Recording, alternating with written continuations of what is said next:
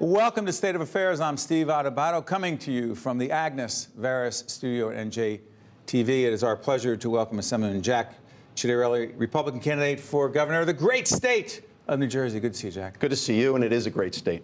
It is. By the way, why do you love this state? I love it very much. I'm a lifelong resident. We have a second home at the Jersey Shore. My grandfather immigrated here over 100 years ago, and there are problems to solve, and I love solving problems on behalf of our 8.9 million citizens. And I have a sense your grandfather did not immigrate from Ireland. He did not. Valentano, Italy. Yeah, ours is from Naples. Very good. I want to clarify. Jack, let me ask you, the pension issue. I've been asking candidates running for governor, both sides of the aisle, the pension crisis, massive problem in terms of public employees, state employees are going to be retiring. Money is not going to be in place.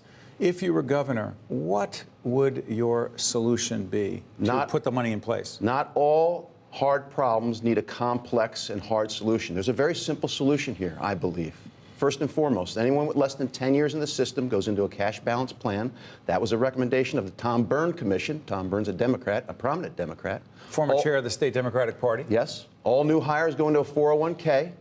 And all retirees, current and future, if pension plus Social Security is more than $50,000 a year, on a sliding scale, they begin to contribute to the post-retirement health care benefit, which is breaking us.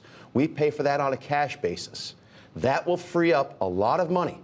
It makes the pension expense less and gives us more cash to put in. That will point the pension towards solvency. I've done pension and profit sharing plan accounting. I have a pension plan at my company of 20 employees. But see, here's the thing. We've had candidates, particularly on the Democratic side of the aisle, who we've talked to, and we'll talk to them as well, and I know what they've said publicly. You cannot and should not be touching public employees, that they have done their part. They have done their share. It is the state of New Jersey. The state of New Jersey, folks, has a responsibility to put their share in. I believe in 2011, there was an agreement reached, a compromise between Republican Governor Chris Christie and the Democrats. Steve Sweeney, the president of the Senate and Assembly Speaker at the time, Vincent Prieto, or I believe it was Sheila Oliver at the time, the Assembly Speaker, that they agreed that the state would do certain things. And many people say it's the state who's not doing their part. And why would you be talking about state employees doing more when some say they've done enough? For three reasons. One, the cost of the post-retirement health care benefit is 10 times more expensive than it was 15 years ago. Two, people living in their 80s and 90s, the math doesn't work. You don't even need a college or high school degree to know that the math doesn't work. And last, take my mother, for example, 85 years old, collects my father's pension, 38 years on the line for public service. Her pension, 33 years on the line for public service, for Johnson & Johnson, rather, and her Social Security check. Those three checks add up to $26,000 a year. My mother has Medicare Part B deducted from her Social Security check every single month, $109. Our retirees in New Jersey are contributing nothing to the post-retirement health care benefit. Things have changed. And the best way to solve the pension is by us coming together with this realization that things have changed. But I'm going to press this a little bit further, Assemblyman. What would you say to state employees who said you are changing a contract, an agreement that was set in stone, set in place, and you don't change a contract because a contract is a contract? When any one of my 4 children were born, if I signed a contract that day and said, you'll be able to go to any college you want, and somewhere along the line I was downsized, or maybe I catastrophically died and my wife had to support the 4 children on her own, at 18, we'd have to change the contract, wouldn't we? Because circumstances changed.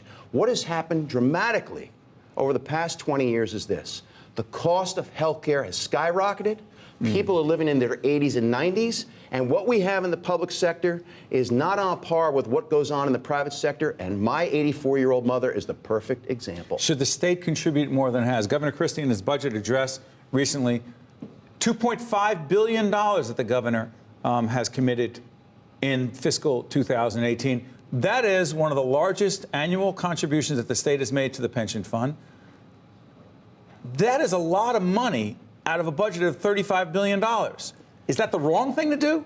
It is the right thing to do, but we need to do more. So the answer to your question is yes, we should contribute more. My plan lowers the expense and increases the contribution, and that's how you point it towards solvency. Talk about school funding. My favorite topic. Talk about it. What is the issue or the problem as it relates to school funding, the school funding formula? First and foremost, adjustment aid. It acts as a hold harmless clause, a grandfather clause, Break as you that will. down. Sorry for interrupting. Very Jack. well. Break that down for people who may not understand the jargon. I plan on doing that. So, any aid is supposed to help you. State aid. State aid is supposed to help you until you can stand on your own 2 feet. Aid is supposed to be a safety net, not a hammock. As communities' ability to pay for their own school increases because of revitalization and redevelopment like we've seen in Hoboken and Jersey City, in theory, the aid should go down. What has happened? Because of adjustment aid has stayed the same even though their ability has gone up. That's a problem. We need to redefine local fair share in terms of how much each community pays towards its own schools. We need to redefine adequacy. And we need to stop with the abuse and exploitation of pilots. What does that mean, pilots? Payment in lieu of taxes is something municipalities do to encourage development. You want to do that as a municipality? Fine, but here's the deal as Jack is governor. 75% of that negotiation is going toward the school district. Municipalities negotiate pilots with developers and keep all the money for themselves and send nothing to the school district. That's unfair. Our producers are saying, and they're right, that we need to break that down a little bit more. Help us understand that so that the average person can say, I get it. Because right now, the payment in lieu of taxes, that way, I believe what you're saying is that a municipality would get more state aid if what? You and I pay property taxes on our homes. We sure do. If you're the mayor of Jersey... I live in Montclair. We pay enough. You bet you do. If you're the mayor of Jersey City and you want that lot over there developed, you can go to a developer and say, listen, I want to incentivize you to develop there, and here's what I'm going to do. A payment in lieu of taxes. Instead of taxes. That's what in lieu means. Instead of paying property taxes, as we traditionally do, based on the assessed value of the home or building, you're just going to give me a flat sum each year. A payment in lieu of taxes. And the municipalities keep that 100% for themselves. You and I both know what's 70% of our property tax bill? Where do you 70% of your goes to schools. On the pilot, what percent goes to the schools? 0. So we need to totally revamp this thing? What we're saying is you want to encourage developments with pilots? Fine, but 75% of the pilot has to go to the school district. Assemblyman, let's shift gears to the health care issue. Your colleagues in Congress, your Republican friends in Congress, are talking about repealing and replacing the Affordable Care Act, Obamacare. The president. Now, you did not vote for Donald Trump? I did not vote in the presidential election. Okay. I voted for everyone else. I was in the ballot, but I did what Reagan did in '76. I didn't vote for either candidate. Well, the Republicans in Congress and the president are talking about repealing and replacing the Affordable Care Act. What is at stake for the citizens of New Jersey, and what are your concerns about what the Republicans may be doing as it relates to the Affordable Care Act? I'll answer the second part of your question first. Go The ahead. replacement better be damn good. Translate that. The replacement better be damn good. As it relates to what? As it relates to what Obamacare currently does, especially for health care for the poor. So you think it's been good? You think Affordable Care Act's been good for New Jersey? For health care for the poor. I will tell you, as an employer of 20 people that provides health insurance, it has failed. It has failed. My premiums increased last year as an employer. We renewed February 1st of this year, 17% increase. It has not controlled the cost of health care, which continues to spiral up and suppresses the raises I'm able to give people. People forget this. The reason why we have wage stagnation is because health care is so expensive. So the replacement better be very, very good. New Jersey is one of the states, and I credit Chris Christie for having done this, that opted in for Medicaid expansion. Which brought a lot of people coverage who otherwise would not have had. Close to 500,000 in New Jersey, and we cannot abandon them. And I've heard Republican Congress people in New Jersey say the same thing. Are they wrong? They are not wrong. No. Are the Republicans in Congress outside of the ones you're talking about who say, listen, we'll have a federal block grant, let the states take care of it, but the feds are out of this whole Medicaid thing? They are wrong? They are not wrong if the replacement is just as good, if not better, with respect to the health care Jack, you have doubts. I do have doubts because when you talk about replacing something, I think the responsible thing to do is have the details ready for what the replacement is. Got it. I will say this to you, though. Medicaid is the second largest expense item in our state budget behind school funding, and I have ideas on how to totally reform the way we provide Medicaid care in New Jersey. Real quick, I say Donald Trump, one word. You say? On the come. You worried about him? I am not worried about him. You're not worried about Donald Trump? No. And I'll tell you why. Okay. Because the American people are resilient. The American people are resilient. And last night... You mean his speech to Congress? Last night, his State of the State, he was presidential. Listen, he's talking about issues that matter to Americans. We may not always like the way Donald Trump says it, but the fact of the matter is he's talking about issues that make people, that they're insecure about. Security, trade agreements, jobs. He's talking about issues that matter to Americans. Real quick, you are dealing with health issues as we speak right now, but you are just, you were diagnosed with cancer when? In late October, I was diagnosed with cancer. On November 15th, I had surgery. I began radiation in December, completed radiation in January, clean bill of health, feel great. I'm rocking and rolling.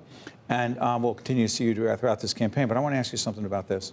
I've asked every candidate who's come through here, I'll continue to do this. The number one lesson you've learned about leadership in your professional and or personal life that would help inform you as governor is? Be honest about the crisis at hand and put forth a viable solution. Even if people don't agree with every aspect of what you're proposing, they will appreciate the honesty with which you're trying to solve problems. People know bull when they hear it.